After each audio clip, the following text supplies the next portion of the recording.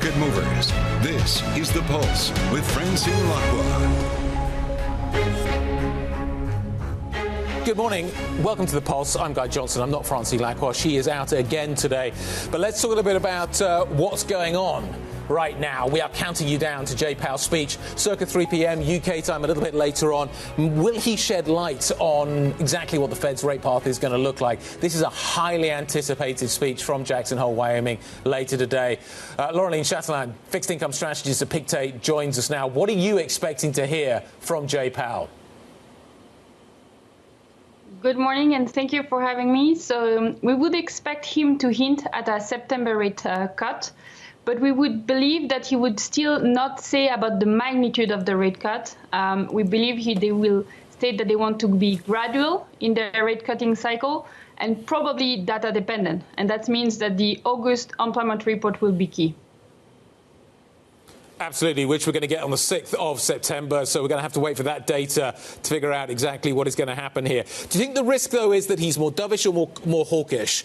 You're kind of painting a fairly neutral picture. But do you think the market's trying to work out, and the market has priced the possibility of a 50 basis point hike between now and the end of the year? Do you think he hints at that being kind of a possibility still, or do you think he takes it off the table? So we believe that in terms of risk management perspective, he cannot close the door again as he did during the last FOMC minute conference, where he stated that a 50 basis point cut was highly unlikely and they hadn't discussed it. So I guess now, given the market movements we've seen early August and the fact that we have for 3 months in a row disinflation that is well on track in the US, he can allow himself to leave the door open to a 50 basis point cut. But we don't expect him to signal that. So in this regard, I would say probably market neutral rather than hawkish. How many rate cuts do you expect between now and the end of the year? So in our scenario, we have 75 basis points of cut.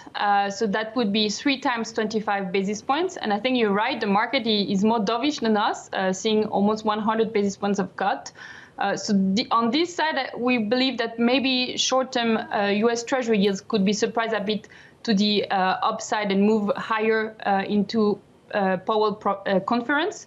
However, when we look at the 10-year Treasury yield, it's now back towards 3.8%. And we believe this is more anchored with the terminal rate, and this one is still around 3.3%. Is there a danger that the Fed wants to get in front of any labour market slowdown? When labour market slowdowns start to happen, they tend to accelerate and they tend to be front-loaded. And I'm wondering whether there is a thought process at the Fed that it doesn't want that to happen, and as a result of which it wants to take preemptive action. How big a risk is there that we see that happen? So we believe they could do a preemptive action. For example, if we have the August employment report that comes below 50K, that would not be recessionary yet because we wouldn't have a contraction in the labor market, but it would mean a significant slowdown from the pace we've seen for the second time in a row. We know we've had a significant revision also lately. So in our view, there will be very sensitive to the labor market dynamics. And we have some signs that it's slowing down, so it can go very fast from there. Let me flip it over to the other kind of side of that story. How big a danger could there be, and how worried will the Fed be that if it delivers a front-loaded rate-cutting strategy, that inflation reaccelerates? The economy in the States is not, as you say, in recession yet. No, so we have good signs of disinflation, but that's for now mostly on goods. If we look, for example, at shelter, it has reaccelerated, right, in July. So if there are too dovish in a rate cutting cycle, and for example, we have a boost in housing sales again, because mortgage rates are going down sharply, that's something that could derail a bit the disinflation outlook. So I think they still need to be a bit mindful of the disinflationary forces at play. Yeah. What I'm really, I guess at the end of this, what I'm really trying to understand is does 25 basis points from the Fed signal a soft landing? Does 50 basis points from the Fed signal a hard landing? I wouldn't say so. I think if they do 50, they just want to prove to the market that no, they're not behind the curve. They are ready to adjust very quickly. And I think this readiness to adjust will probably calm down market participants because that reduces the risk of a recession because they are acting quickly. So I would say as long as the market understands why they are cutting by 50 basis points, I think the market will take it positively. And you see lately we've seen risky asset performing a bit less well because Fed speeches hint to a gradual rate cutting cycle. How does the curve react to all of this? How does the US curve, 2s, 10s, 30s, react to this? I can understand that if we are going to get a rate cutting cycle, I'm going to see some action at the front end. But I'm looking at the back end of the curve, 10s, 30s, and I'm thinking, you know what, that is going to be controlled more by what happens on the fiscal front. And I'm looking at both candidates in the United States signaling that they are going to be relatively expansionary. The Treasury is going to have to issue an awful lot of paper, and I'm wondering whether or not the bond market really is ready to take back-end yields down quite sharply. Yes, I think that will be a key things to watch in 2025, definitely, because we will have all this discussion about extending the tax cuts that were put in place by President Trump. But I think in the next few months, the market is more going to focus on the economic slowdown that we see and the risk with Trump being elected that if he puts in place some tariff, it will potentially hinder the ability of the Fed to cut aggressively if it needs to because of this inflationary pressure from tariffs. So I see more risk on risky assets, but also on treasuries if we have a Trump victory with a tariff put in place, because then the Fed will probably not be able to cut to 3 or below 3%.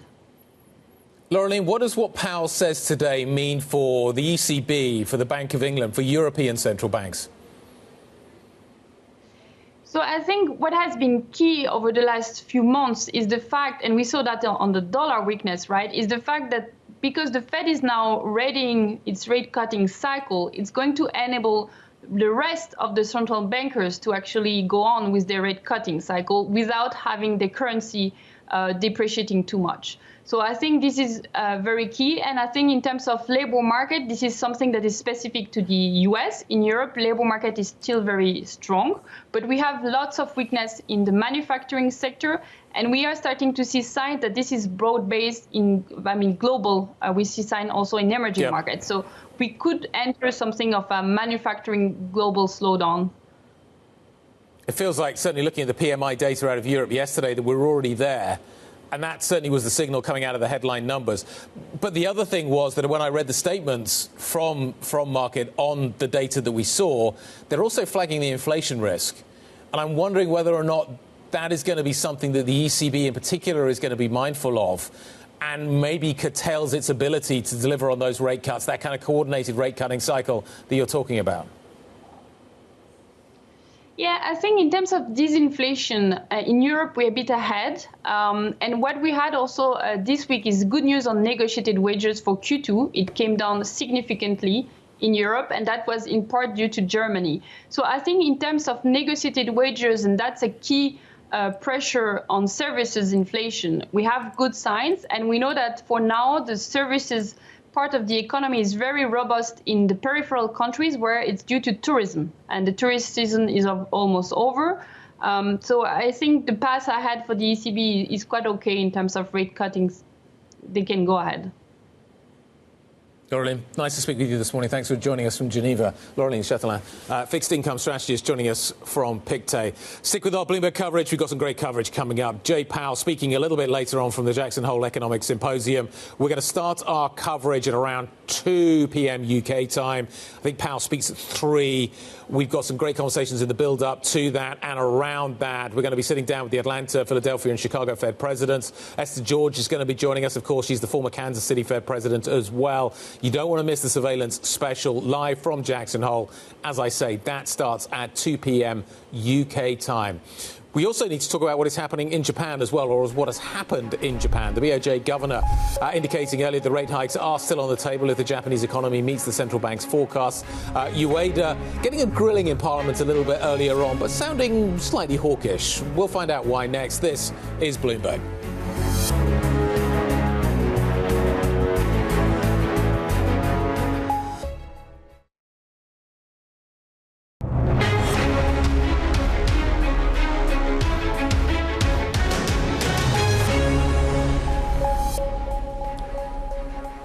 We talked about the Fed. We've talked a little bit about the ECB. Let's talk about the BOJ. Its governor, Ueda, telling Japanese lawmakers that the central bank is still on a path to higher interest rates. That's if inflation and economic data continue to match their forecasts. If we are unable to confirm a rising certainty that the economy and prices will stay in line with forecasts, then there's no change to our stance and we'll continue to adjust the degree of easing. Joining us to discuss, Bloomberg's Paul Jackson. Paul, what did he communicate? He sounded a little bit hawkish at the margins, but not too hawkish. He's probably mindful of the politics. He's mindful of the markets and the turbulence. He's probably mindful of Jackson Hole as well. What did he say today? What was the message that was communicated? I think the key message that was communicated is that rate hikes are still very much on the table. Nothing immediate. I think we can take September off the table. There is a ruling party leadership contest, which now that the Prime Minister's vacating his position, partly a victim of the very inflation that the Bank of Japan has helped create. But he also managed to reassure markets and essentially conduct a long 5-hour hearing in Parliament and turn it from a potential grilling that could have been messy into a bit of a procession and a reiteration of the BOJ's policy stance, while also doubling down on the message that the decision to raise interest rates at the end of July was an appropriate move, and also playing down its impact on the market hullabaloo that took place in the meltdown in early August by saying that was mainly down to US data. I'm seeing local press in Japan talking about the possibility of a snap election. Is that going to keep the BOJ on the sidelines? Well, it does complicate things if you've got these, political processes underway. Typically, the central bank would avoid doing anything when important decisions about who's going to rule the country or who's going to be the ruling party are underway. I don't think there's any doubt that whoever replaces Kishida would win an election if a snap election was held, but I think still that would be a reason for the BOJ to hold off. I mean, what we're seeing here is the BOJ messaging that nothing's happening for the time being.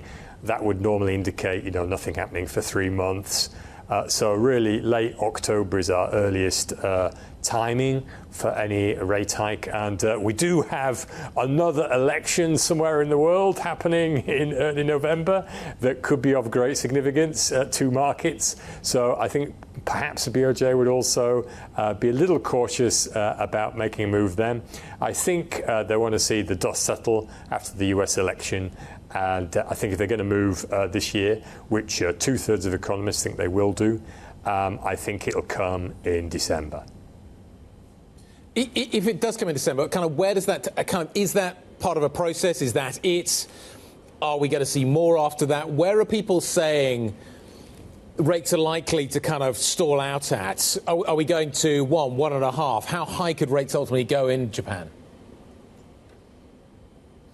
Well, compared with other major economies, rates have been incredibly low in this country for decades. So we're not going to see like 5.5% or anything like that. In fact, it's unlikely we'll even get to 2%, the inflation target. In our most recent survey of economists, I think we're seeing the terminal rate for this cycle at around 1%, which may seem incredibly low to viewers abroad, but that still would be historically pretty high for the last 3 decades in Japan. Paul, really appreciate the time. Thank you very much indeed. Paul Jackson joining us out of Tokyo on what we learned a little bit earlier on from the BOJ. What are we going to talk about next? We're going to talk about French politics. The French President Emmanuel Macron holding talks with his political rivals to break the deadlock in the formation of a new government. Finding a new prime minister, absolutely critical. We've had the Olympics hiatus. Now we get back to it. We'll have the details shortly. This is Bloomberg.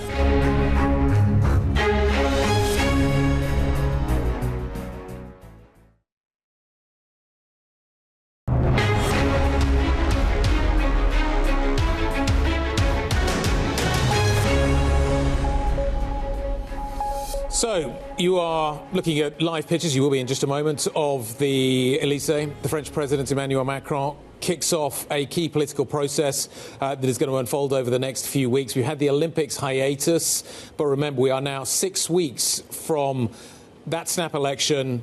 The French president is effectively losing control of Parliament. We start the process today. You're going to see a series of political leaders going up those steps today and into that building as we start to figure out how to form a government in France and how to find a prime minister. Our Paris bureau chief, Alan Katz, joins us now. Alan, what's going to unfold today? How far apart are these parties?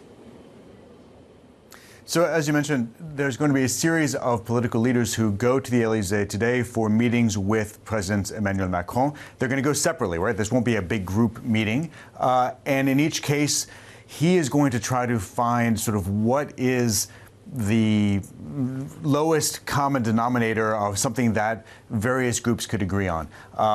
The answer is going to be not much, actually. But that's the goal. That's what he's trying to find. And this actually harks back to sort of a situation, the way that France used to function before the Fifth Republic, before Charles de Gaulle became president again in 1958 and changed the constitution. The presidents before then used to hold these kinds of consultations, try to come up with a sort of consensus prime minister, which they would, and that prime minister would usually last for a year or two before things would all break down. So it's sort of similar to, and also it's the way that the Netherlands works now. It's the way that a coalition-style system works, which has not been the tradition in France. But as you mentioned, since he lost sort of control of Parliament with the elections in June and July, this is the only way forward, really. Alan, Parliament is fragmented, though, and this new prime minister, whoever it is going to be to lead the new government, is going to have to pass a no-confidence vote. Are there names that can pass a no-confidence vote? There are a series of names that have come out in the rumor mill. There's one sort of formal candidate, so what's called the New Popular Front, which is this coalition of leftist parties that goes from sort of the far left, France Unbowed, through to the more central left socialists. They have a formal candidate. Her name is Lucie Castet. She is the financial director of the city of Paris. And other than that, there have been a series of other names, including Bernard Cazeneuve, who is a former prime minister at the very end of the Hollande administration, a guy named Xavier Bertrand, who is the head of the northern France region, who comes from the Republicans, a guy named Michel Barnier, who viewers might remember as he was the EU commissioner who negotiated a lot of the Brexit deals, or tried to negotiate Brexit deals with the UK following that vote. So there are a series of names out there. Whether any of those are the people that Macron picks is another question. And whether you can get sort of consensus is really a good question. Alan, we'll look forward to ongoing updates as we watch this process unfolding. I think it's going to be an interesting one to watch. Our Paris bureau chief, Alan Katz, joining us there. We're going to stay with politics next. Kamala Harris taking centre stage at the Democratic Convention last night. We're going to figure out what happens next. This is Bloomberg.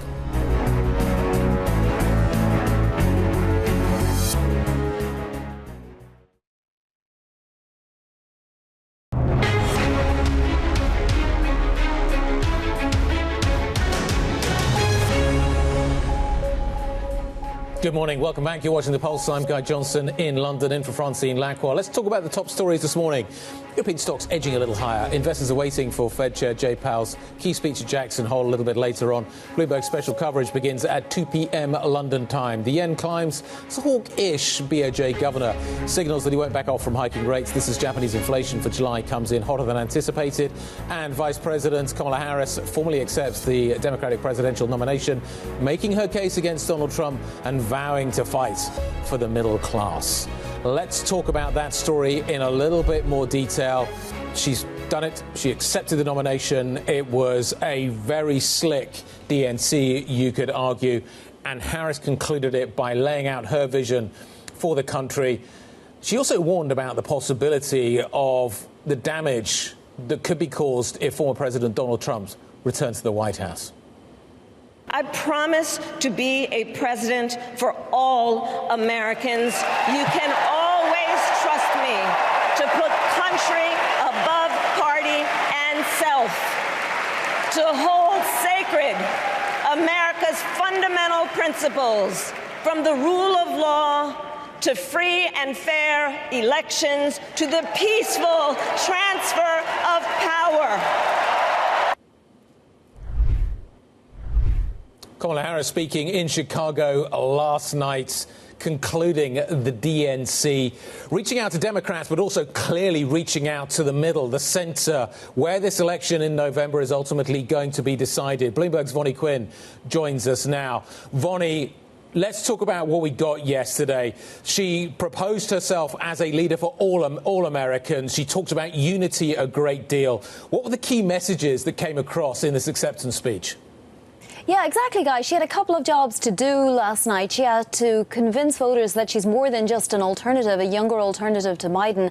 And she had to pique the interest of those that might be tuning in for the first time, might be wondering, who is this Kamala Harris, who is vice president, obviously, but we don't know all that much about her. So she gave a little bit about her biography, the fact that she was a child of immigrants, the fact that she became a public prosecutor. And that's where she began the argument that she should be the next commander-in-chief, the next president of the United States. So there was a lot of appeal, vibe-wise, as people say these days, to move past, and I'm quoting now, the bitterness, cynicism and divisive battles of the past. And then there was a little nod to some of the campaign promises that we've heard already and that we're likely to hear much more about in the near future. She concentrated on opportunities for the middle class. We've heard about that. Reproductive rights was a big one in the speech. Civil rights and voting rights, very dear to her heart and to the theme of this convention, right? The protection of democracy. And then she also talked about the border and immigration control. President Trump was at the border yesterday. He was at the Arizona border, and he classifies her as being very fragile in that area. He talked about the border to the south and to the north today. So we know that she wanted to come back on that. And then she also spent quite a bit of time talking about international issues. She talked specifically about Israel-Gaza. We know there were tens of thousands of protesters around Chicago this week. And she wants to appeal to a broad swath of voters, not just the ones that are already in the Democratic camp. Vonnie, just talk about that Trump reaction in a little bit more detail. How are the Republicans responding to what they've just seen in Chicago? A few weeks ago, this was going to be a dismal affair. This didn't feel like it had any momentum, but last night it concluded with momentum. Yeah, I mean, the last 3-4 weeks have been just stunning in its reversal. Right after the assassination attempt of President Trump, the limelight switched once Biden tweeted out that he was no longer going to be on the ticket. And really, the Democrats have done a great job in controlling the narrative since then. Donald Trump actually called into Fox News right after Kamala Harris's speech and essentially complained about her. He said that she hadn't talked about housing, for example. She hadn't talked about other issues. He said that the room looked good. He obviously had an appreciation for the aesthetic and for the show that the DNC put on, because let's face it, you know, in the final night they had Pink, they had the Chicks. There was a big show and it was very well oiled. Slick, as you said, is the word for it. But he also basically said that she talks a lot, but she doesn't do a lot. And we'll likely hear a lot more in the coming days as to that. As for Kamala Harris herself, Friday, she leaves Chicago around 3 p.m. Central Time and will go back to Washington, D.C., because after all, she is still the vice president. But she told her supporters and her donors, essentially, at an after party that there were 75 days to go. And after this celebration on Thursday night, that there was a lot of work to be done. And that's been a theme as well throughout this week. Yeah, President Obama making that point very clearly. It's going to be a tough battle. Vonnie Quinn, thank you very much indeed for updating us. Let's get more on the reaction to what we've seen at the DNC. John Scardino, who is the UK Vice Chair of Democrats Abroad. The Democrats Abroad is the official Democratic Party arm for the millions of Americans living outside the United States. Good morning, John. Good morning. Thanks for having me. Did you stick the landing? Yes, that's a good way of putting it. I think she did very well. We've been very fortunate. Things have gone well, as was just said. It's unusual to have this kind of momentum before the convention. Typically, a candidate gets this kind of buildup after the convention. So my expectation is that will continue as it traditionally does after the convention. So you don't think this is the high point in terms of the kind of polling momentum that we've been seeing? Yeah, I think she's still got a little ways to go. Now, having said that, there's 2 months left to go in the campaign. We've got a debate coming up on September 10th, assuming that Donald Trump sticks to the agreement. And then there's another debate with the vice presidential candidates, Walz and Vance, in October. As we've seen, anything can happen in those debates, so the performance of either candidate could move things one way or another. But for the most part, what I expect to see, as far as the polling is concerned, is she'll continue to get a little bit of a bump upwards after the convention is done now. The things that are concerning Americans at the moment are inflation, immigration. These are the kind of key areas that the Republicans have been focusing on as well. Do you think she's strong enough yet in those areas? I think she is strong. She has a good base to build from, and she's getting stronger. Let's be honest. It was a good speech last night. There was not an enormous amount of detail in there about policy. It's fair enough. I think you're going to see more of that over the next few weeks. She did give some of her economic plans before the convention, talking about her support for first-time home buyers, for the tax breaks for families. So she's looking at ways that you can help the middle class. And there are specific hotspots within the economy. I think there's certain things that no president can do much about. But what she's looking at is the overall household budget. So if you're spending a lot of money, for example, on prescription drugs, the Biden administration has done something about that, and she will continue to do those kinds of things. I think somebody said her policies are likely to be evolutionary, not revolutionary. So is she a continuity candidate? Is that how we should think about her? I do think that she is. Because Bidenomics has struggled to have traction in America. The economy's done relatively well, but it hasn't translated into polling numbers. It hasn't, and I don't know whether that's not coming out in focus groups or why that is, to be honest. I mean, there is sort of a dark art here of figuring that out, to be honest. But I do think she has some very solid plans to address some of the things that people are concerned about. And like I say, the overall family budget, whether it's household expenses, your mortgage, or particularly if you're a first-time home buyer, or if you're raising a family, those kinds of things that she knows that she can do something about, I think that's where she's planning to focus her attention. If I'm an independent voter and I'm listening to the speech that she delivered last night, what did I hear? What should I have heard? You heard somebody who grew up in the middle class but had a very tough time of it, being raised by a single mother, but did very well, worked her tail off, successful in becoming the Attorney General of the biggest state in California, biggest state in the country, then a successful senator, and then chosen to be vice president. So she's had some great experience for the last 3.5 years or so with Biden, and I do think she'll continue some of those policies. But I do think this will be sort of, as we said, evolutionary, not revolutionary, that there'll be some fine-tuning of those to get more out of them that is appealing. Why am I picking her over Trump? If I'm sitting in the middle, I'm undecided, don't know which way to go. Yeah. Well, for one thing, I mean, we've seen the Trump administration, and it was not very successful. But if she's the continuity candidate, we've seen the Biden administration as well. But I'm saying that the Trump administration was very erratic. When you look at some of the opportunities he had, a bipartisan group of senators and congressmen came to him with a plan laid out for an enormous infrastructure plan that would have easily passed Congress, and Trump just dismissed it altogether. Could have been an easy win for him. Biden came along, put that in place, got a lot done, created millions of jobs, and fixed roads and bridges in all 50 states. So that's the kind of difference I think that you would see. Trump is very erratic, very unpredictable, and doesn't seem to be very focused on the American people. Kamala Harris very much is. OK, I'm no longer an independent voter. I'm a European. I'm looking at what I've seen over the last few days, and I'm trying to understand what it ultimately means for Europe. You talk about kind of the continuity in economic policy. Europe's been blindsided in some ways, not by the foreign policy of the Biden administration, but by the domestic roads and bridges, infrastructure, CHIPS Act, IRA, these kinds of stories that I think Europe has not anticipated and struggled to deal with. Is it more of that? Is Europe going to, even if Harris in the White House, is that going to continue? Is that something that Europe is going to have to ultimately still come up with a response to? Well, I think Europe has got to go its own way. I have to be honest with you.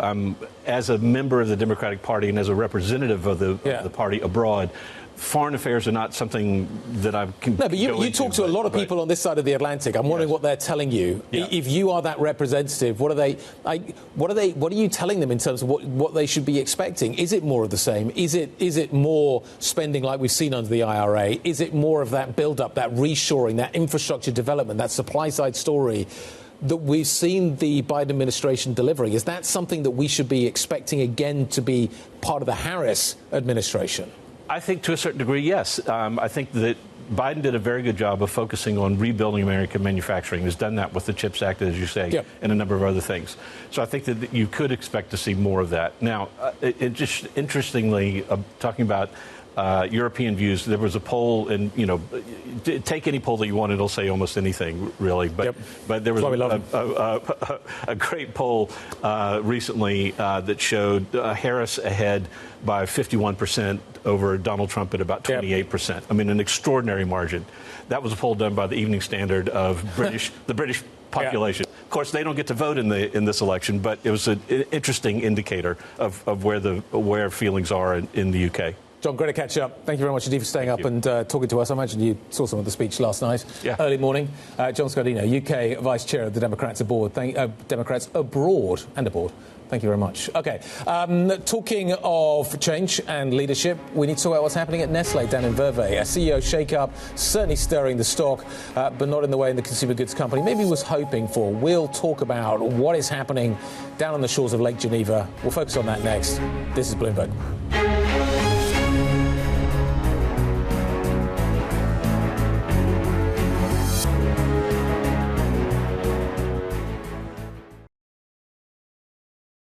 Today, Bloomberg is live at the Jackson Hole Economic Symposium, bringing you news and interviews with Fed leaders and other economic experts. Stay tuned for a special episode of Surveillance today at 9 a.m. Bloomberg, context changes everything.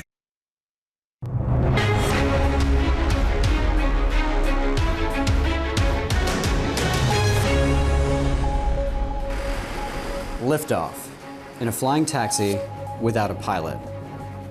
This bubble-like automated vehicle is made by EHang Holdings. It's vying to become the world's first uncrewed commercial flying taxi this year. While flagging a cab isn't going away anytime soon, the potential market for these next-generation rides could be massive. According to Morgan Stanley, it's a market that could be worth $1 trillion by 2040. And while questions remain over the sector, if that prediction is anywhere near close, in not much more than a decade, the world could be spending more on flying car trips than it currently does on conventional air travel. Ollie Crook, on flying cars, flying taxis, would you go in one? No pilot? That makes quite a big difference. It's interesting, a lot of people are concerned about robo-cars, robo-taxis, i.e. something looking like a Tesla but with no driver. What do you think about flying one? Anyway, that's a subject for another day. You can find that great package online. Let's talk about one of the stocks that is definitely on the move this morning, and that is Nestle. The shares are in the red in Switzerland on the SMI. This after the consumer goods giant announced that Laurent Freixe is going to replace Mark Schneider as the CEO of this business. Bloomberg's Dasha Afantsieva joins us now to give us a take on what is happening here. Dasha, was this a surprise? It was a big surprise, I think, for a lot of people. Yes, it's true, Nestle's had 4 quarters of missed outlook. But really, it's, Schneider's got such a big track record, and he was also expected to be at 3 public events next week, including a Barclays fireside chat that was promoted hours before this announcement came up. So both in the broader scheme of things and in the practical question, it was a surprise. But apparently internally, morale was bad, so maybe not as much of a surprise if you work at Nestle. The Freixe is an internal candidate. What do we know about him? How different is Nestle going to look like under his leadership? What does he bring that he's had in his past to the table? Is this a different CEO or a continuity CEO? I think they want to emphasize that it's a continuity CEO, and this is somebody who's been around for almost 4 decades in the company, including 16 years as leadership roles. But I think they want to focus on going back to the core and the execution, and they've deliberately not gone for an external CEO like they did with Schneider, because they want somebody who understands the culture of the business. It's very unique. It's very Swiss. It's quite particular in how it operates. Some say quite slow moving. And he's going to be somebody who gets people motivated again, who gets morale up, and who focuses on the core rather than some more experimental tactics that Nestle has employed in recent years, which haven't always panned out. Are we going to see a change in targets? It's been a tough year for Nestle. Are we going to see some of these targets that Schneider put out there being downgraded? There's a Capital Markets Day coming up in November. Is that the moment I should look forward to? Absolutely. I think that is very likely. If nothing else, that the share price reaction speaks of, a market that looks at Nestle and says, yes, things have been bad, but maybe not so bad. So is there more bad news to come if they decided to change CEOs? And if you look at the more recent lessons that Unilever can teach us, when Alan Jope 5 years ago came in as CEO, he didn't want to change the margin target and throw everything out that his predecessor did. And he came to regret it because there was underinvestment in Unilever brands. And as a result, the top line didn't grow as much. And I think it's wise to look to that example and to really focus on a longer term tactics in terms of recovering the top line and then eventually also recovering profitability. Dasha Afanasieva, thank you very much indeed. We'll keep an eye on the stock. We're going to keep an eye on that key date in November for Nestle. Another key date is coming up a little bit sooner than that, and that is going to be Jay Powell's speech, the much anticipated Jackson Hole speech that he's going to be delivering a little bit later on. We'll talk about what's going to be the market reaction to this. What's at stake? How are we set up? What are we looking like going into this? We'll talk about that next. This is Bloomberg.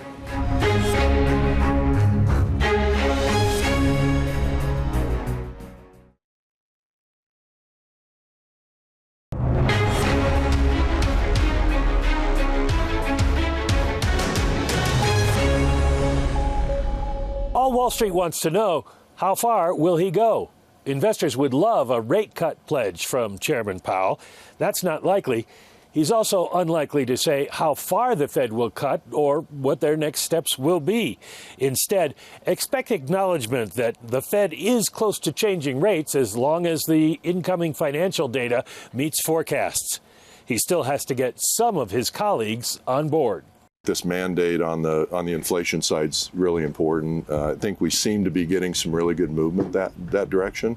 But before we act, at least before I act or recommend acting, I think we need to see a little bit more.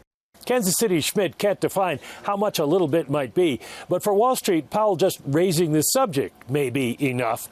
There's also interest in how much he might talk about the Fed's framework review, which the central bank begins to undertake this fall. The transmission of monetary policy is the topic of this year's symposium. Michael McKee, Bloomberg, Jackson Hole, Wyoming. Without his cowboy hat. Always disappointing. Mike McKee joining us from Jackson Hole there. Let's get some insight into how the market is set up going into that key speech from Fed Chair Jay Powell. We're joined by Bloomberg's Ven Ram. Ven, I'm kind of wondering what the setup looks like here, and I'm trying to figure out how we should be reading this speech. The market's got 100 bips price between now and the end of the year. That implies probably a 50 basis point cut at some point. If he doesn't confirm that, do I see that as being a hawkish speech?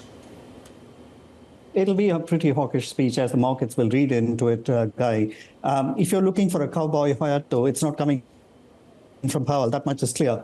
Look, what have we done in the markets in the space of this quarter? We have gone from 4.75 on the 2-year yield to below 4%. The markets, the idea for the Fed is that they are going to take rates to less restrictive levels, but they are not going to go out of their mind and start cutting rates by a whole lot. That's not the idea. They are not in a position, or they are not yet in a position where they want to accommodate the economy. So the idea is just to take it to less restrictive levels, which means gradual and a measured pace of reduction. And that's what the markets are not getting. As you mentioned, they're pricing 100 basis points of rate cuts by the end of the year, which implies at least one jumbo rate cut It's not happening. They're barking up the wrong tree. And I think if Powell just acknowledges the idea that they are going to cut rates and says nothing more, that'll be hawkish enough for the markets. And the 2-year yield is pushed below 4%. And I think that that's got to go higher from here because the markets are pricing too many rate cuts that are unsustainable as a deck of cards. If we do see a hint at a 50, how will markets react? Obviously, treasuries are going to react, front end's going to react. Is that a risk on or a risk off or a risk on event? Well, it is going to be a risk-off event for treasuries because, the kind of buying that we have seen in the past 3 months is phenomenal. It's kind of epic, that move. I can't overstate that statement. But if you look at the stock markets, Guy, I think that the markets have run up a whole lot. They're above fair valuation, so I think that the markets are going to see it as a risk-off and actually start selling off because they're pricing in too much of rate cuts. It's not going to happen, so therefore it's going to be hawkish. Cross-asset strategist here at Bloomberg on the MLive team, Ven Ram. Thank you very much indeed. We've got some great coverage coming up. Fed Chair Jay Powell speech at Jackson Hole today. It's about 3 p.m., 10 a.m. New York time. We're going to kick off our coverage, though, at around 2 p.m. We've got some great guests. We've got the Atlanta, Philadelphia and Chicago Fed presidents. Esther George is going to be joining us as well. You do not want to miss the coverage. It is coming up a little bit later on. We're going to count you down into that. We've got some great coverage coming up. The brief is next. Manus Cranny, over to you.